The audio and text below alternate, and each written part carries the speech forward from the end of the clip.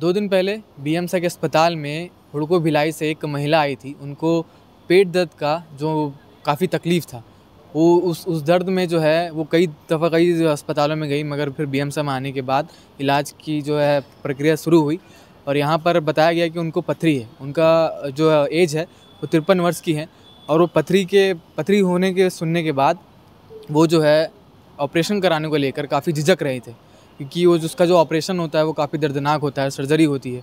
मगर बीएम शाह में एक नई तकनीक आई है जिसका नाम है न्यू मिनी लेप्रोस्कोपिक। ये एक तकनीक है जिससे पथरी का इलाज किया जाता है। इस तकनीक से जो इलाज है वो कम दर्द में होता है और शायद कम पैसे में भी होता है, ऐसा बताया जा रहा है। तो इस मामले की जानकारी को लेते हुए हम आज यहाँ पर बीएमसा अस्पताल पहुँचे हैं और जो मरीज़ हैं उनसे भी बातचीत की और जो सर्जन है यहाँ के जिन्होंने सर्जरी करी, राहुल सिंह, उनसे भी बातचीत करी। उस बातचीत में क्या क्या जानकारी थी, आइए देखते हैं। मेरी जब तबीयत ख़राब हुई तो डॉक्टर बोले कि अल्ट्रासाउंड कराने के लिए। तो अल्ट्रासाउंड जब हुआ तो उसमें गॉल ब्लैडर में स्टोन पथरी निकल गया। तो फिर मेरे को कोई सजेस्ट किया कि बीएमसा में राहुल सर हैं, उनके पास चले जाइए। तो मैं इनके पास आई तो ये मतलब इतने अच्छे तरीके से मेरे को देखें और मतलब सर्जरी की है कि मैं 2 दिन में ठीक हो गई हूँ। ठीक हो गई। इससे पहले वैसे कोई घबराहट थी आपको कि ये सर्जरी कैसा हुआ? वो तो सर्जरी से हर कोई थोड़ा सा घबरा जाता है, परंतु अगर डॉक्टर बोलते हैं ना, अगर आपको अच्छे से सहारा कर दे तो आपका सारा डर निकल जाता है। अभी कैसा महसूस कर रहे हैं? बहुत अच्छा। ये सब राहुल सर की वजह से मतलब पॉसिबल हुआ है, समझिए। जो लोग पथरी के जो मरीज है वो लोग को क्या बोलेंगे आप ये सर्जरी होने के बाद? मैं तो बोलूँगी अगर पता चलता है तो तुरंत ऑपरेशन कराएं, क्योंकि उसको बढ़ाने से कोई फ़ायदा नहीं है। मरीज लली देवी जो कि हुड़को निवासी हैं, 54 ईयर की हैं, उनको पेट के दर्द से बहुत ज़्यादा परेशान थी और बहुत ज़्यादा घबराई हुई थी।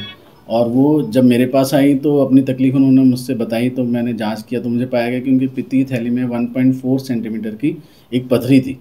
तो जिसका कि मैंने उनको सलाह दी कि मैं ऑपरेशन करके इसको निकालूंगा करके। तो बहुत घबराई हुई थी, बोले नहीं ऑपरेशन नहीं कराना चाहती मैं। तो उनको बताया मैंने कि 1.4 सेंटीमीटर की पथरी नहीं निकल सकती और हम उसको दूरबीन पद्धति से निकालेंगे।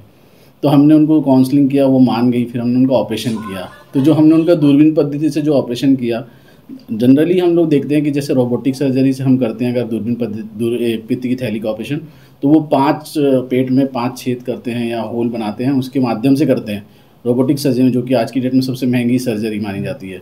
उसके बाद अगर हम लैप्रोस्कोपिक जो दूरबीन पद्धति बोलते हैं हिंदी में जिसको, हम उसके भी करते हैं तो भी उसमें 4 छेद करे जाते हैं पेट में। लेकिन इनका ऑपरेशन हमने सिर्फ 3 छेद से किया, जो कि बहुत थोड़ा डिफ़िकल्ट पड़ता है करने में, इतना आसान नहीं होता। लेकिन फिर भी हमने 3 छेद के माध्यम से इसको किया, जिसको हम मिनी लैप्रोस्कोपिक टेक्निक बोलते हैं। और उसके बाद उनका जो इम्प्रूवमेंट आया कि शाम तक पेशेंट जितनी भी बार मुझे दिखाने की कभी मुस्कुरा के बात नहीं की थी, वो उसने मुस्कुरा के बात की, बहुत खुश हुई और बहुत ही प्रसन्न हुई वो।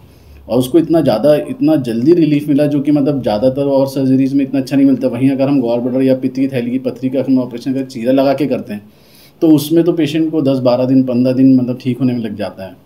तो मैं यही सलाह दूंगा बाकी भी लोगों को कि जो ज़्यादा से ज़्यादा जो भी ऑपरेशन होते हैं उसको दूरबीन पद्धति से कराने का कोशिश करें, जिससे कि मरीज़ को बेटर इम्प्रूवमेंट मिले और जल्दी वो अपने काम पे वापस लौट सकें। पथरी होने का क्या कारण हो सकता है? पथरी होने के बहुत सारे कारण होते हैं, जैसे वसा वाली चीज़ें खाना, ऑयली चीज़ें खाना, स्पाइसी चीज़ें खाना।